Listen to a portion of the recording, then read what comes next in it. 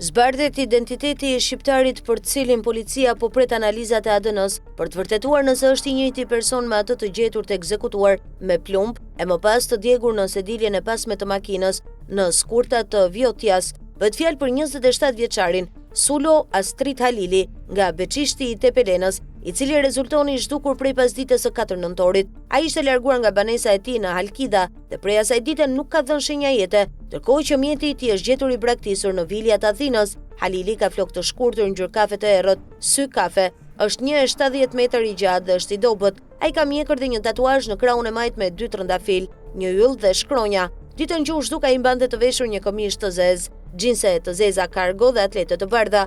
Autopsia e trupit të gjetur të djegur në automjet ditën e premte ka zbuluar se viktima ishte qelluar një herë me armë zjarri dhe më pas ishte djegur. Ai u gjet me pranga në sediljen e pasme të një mjeti të vjedhur në Glifadha dhe me targa të një mjeti të ngjashëm në Katerini.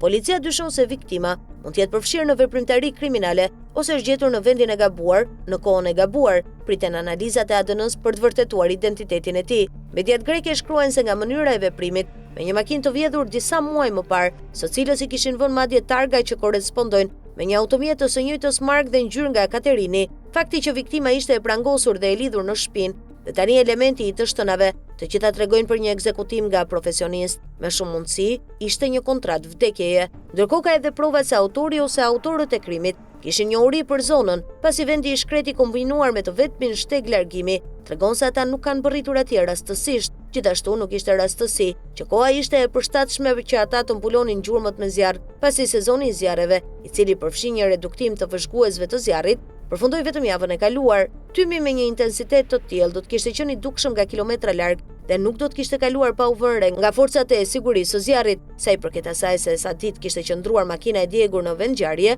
kjo nuk është përcaktuar me siguri, por sigurisht që nuk ishte e njëjta ditë kur u gjet nga gjuetari, 7 nëntor. Nëse autorët e krimit do të kishin dieni për zonën, ata do ta dinin që gjuetarët ishin në zonë të mërkurën, 5 nëntor, e cila është gjithashtu një ditë për derrat e egër, kështu që ata ose vepruan më vonë gjatë ditës, ose të nesërme në mënyrë që t'ishte në dritën e diellit dhe zjarri e tymit të mos ishin të dukshëm nga larg. Rasti po hetohet nga Departamenti i Hetimit të Krimit të Organizuar, i cili ka mbledhur dhe vlerësuar të gjitha gjetjet. Sigurisht përparësi jepet identifikimit të viktimës me qëllim identifikimin e të dyshuarve të parë, njerëz që do të kishin arsye ose motive për ta vrarë atë dhe të cilët policia do të jetë në gjendje t'i ekzaminojë. Për këtë arsye, teksti është vënë mbi çdo provë që mund të çojë në identitetin e të ndjerit, të cilat mund të flasin edhe për identitetin e vrasësve të tij.